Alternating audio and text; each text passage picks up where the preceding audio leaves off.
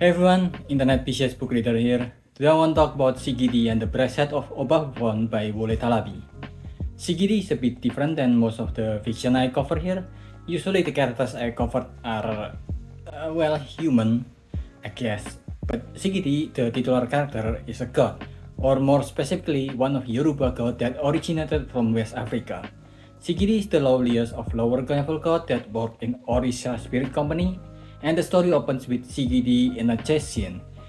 He used to be a god that ruled over nightmare, but now he's dying on the back of the car with a woman while the driver of the car is running from another god that has made a bisected sedan into a chariot pulled by 4 horses.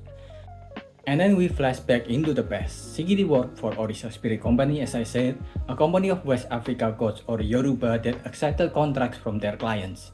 The spirit has fallen quite a bit after the resurgence of other religions like Christian and Muslims, but the company still stands despite facing these difficulties. The spirit market isn't what it used to be. Faith has been falling for a long time and all the spirit companies have encountered. Your company is one of the worst performing right now. Wasteful, disorganized, mismanaged. You aren't a priority there and you know it. And the company itself is structured like an actual company, like Greek gods or military with ranks on them. The ex-CEO or their creator is Olorun from the highest rank, and Shigidi himself worked under the spirit of Wind Oya. And as a minor god of nightmare, he's one of the ugliest Orisha there is, since his job is to produce nightmares, so his look had to cause some jump scare by itself, and he received god that goes through Babalawo, usually to kill someone in their dream by manipulating their dream into a nightmare that can even kill their targets. Fear, so much fear concentrated into just a few moments, embedded early in the mind when it was still young and unstructured, lacking the clarity of logic. He just finished a job that didn't come as much to a minor god like him nowadays when suddenly the Esu Elegisba, the trickster god, come to him with another sudden job and transport him to another location. And as usual with anything involving a trickster god, the job had problems in it where Shigidi's target has already claimed by a succubus named Neoma. They fought for the person's spirit and who get to claim her life, but Neoma, who is about to win the fight, is interested in how Shigidi uses his power, so she made a deal with him. With her help, she'll transform him into a new spirit, a spirit that is not tied to the company and become his companion. Shigidi accepted the deal and then they had sex, and now he, just like Neoma, is a freelancer spirit that is not tied to any organization. Then some time passed and now they had a deal with Olorun to pay for a debt they had with the creator god. They had to go to UK to steal the bracelet of Obalufon, an artifact of Olorun that he landed and never got back, that is now under the jurisdiction of UK Spirit Secret Service, and the story shifts focus again to the heist of UK Museum against the spirit and magic of UK Section 6, so Shigidi and Neoma can pay their debt to Olorun. Since I love mythology like Greek mythology or Shinto mythology, of course I love the mythological aspect of the storytelling of this book. For me personally, the most interesting aspect of the book is in these regards. It's interesting seeing common similarities between all the religions and mythology. Elemental gods like fire, wind, etc. is obvious. Yoruba have Oya, Shinto have Fujin, the Greek have Aeolus for their wind spirits. But I did not expect more specific god like trickster god who exists in both Yoruba and Norse to have their own trickster. Lofi from Norse mythology of course, and Esu from Yoruba. There's also an interesting aspect of time with the god timeline in the story. Neoma the succubus, although not a god, was older than even the Yoruba god since the concept of succubus and incubus is older than most gods we know today. Going back to Mesopotamia era around 2400 BC, so in the story she is one of the oldest existence, even older than Olorun. We even got spirits and gods from other beliefs like Gog and Magog, and of course since we're talking about succubus, we also have Lilith. So it didn't use only one religion or mythology but a combination of them, even though the focus is on the Yoruba side. And another interesting part for Shigidi, the nightmare god who turns to a life-own incubus with Neoma's teachings, really fit with the legend of incubus since incubus is more popular with nightmare instead of the sexual dream that succubus is known for, which I find interesting.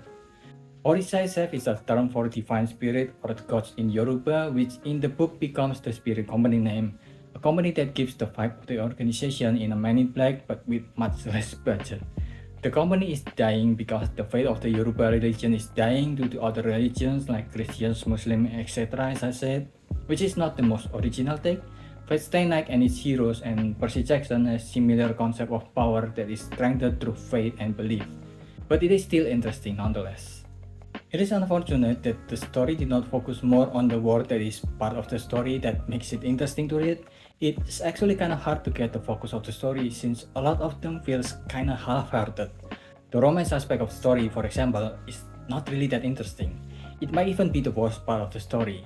It's the trope of a woman learning to be vulnerable to love and give up on acting tough because of her own insecurity, one of the most overused tropes in romance that I find boring.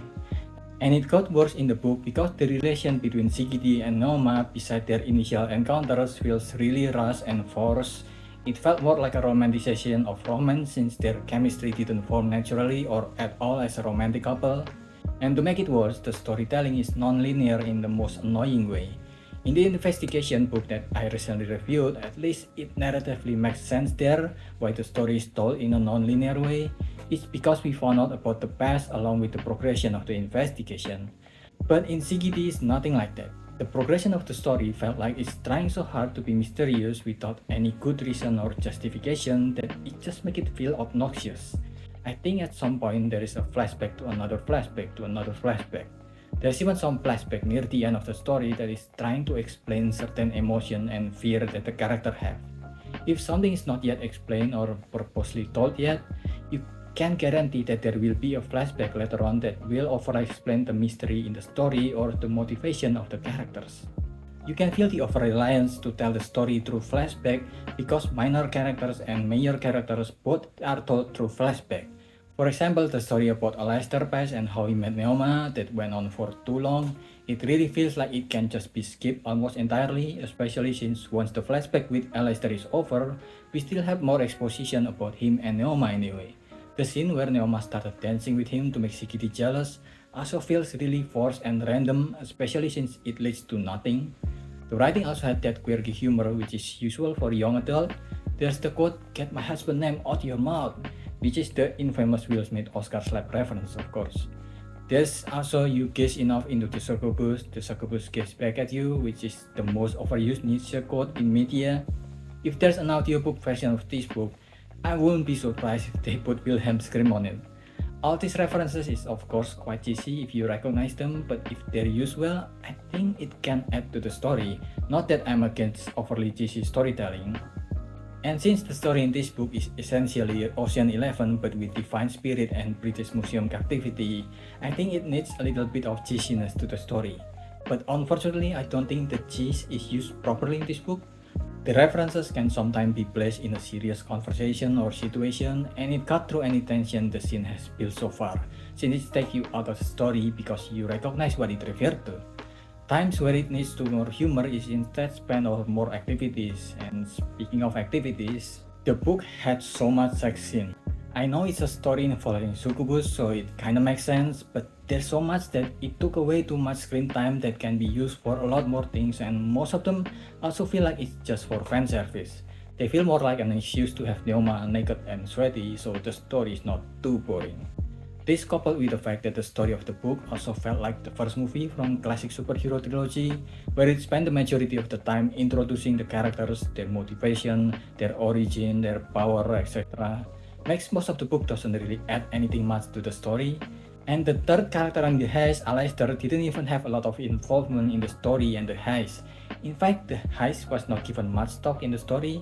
Just like the sex scene, the heist really feels like it's just in and out and then done without much preparation at all on how they're going to do the heist. It's because the heist took place near the end of the story when most of the screen time of the book was spent in ways that I've mentioned previously. Mostly the heist is just additional superpower fight scenes that are not that interesting. Well, there are some interesting concepts in the story, but the book spread itself too thin for its own good. Instead of focusing in just a few things, it tried to do too much at once. There's even some additional drama with the Orissa's company where the creator god Olorun tried to take power of the company back from his own son. And in this section, there's even some sequel bait placed which makes the story feel cheaper and incomplete as of now. The book is filled mostly with flashback, subpar superpower fight, underwhelming sex scenes, and exposition dumps. If you're looking for a similar kind of high story, Super Crooks kinda did it better and it's already animated, The Yoruba mythology carried most of the story, but even then it's not that fully explored yet. I do hope that the author or more people in general try to write stories with them, and I hope they did a better job at it. For this book, I give it a 2. What do you think? Are you gonna read it? Did I miss anything? Leave your thoughts in the comment below and subscribe to the channel. That's about it.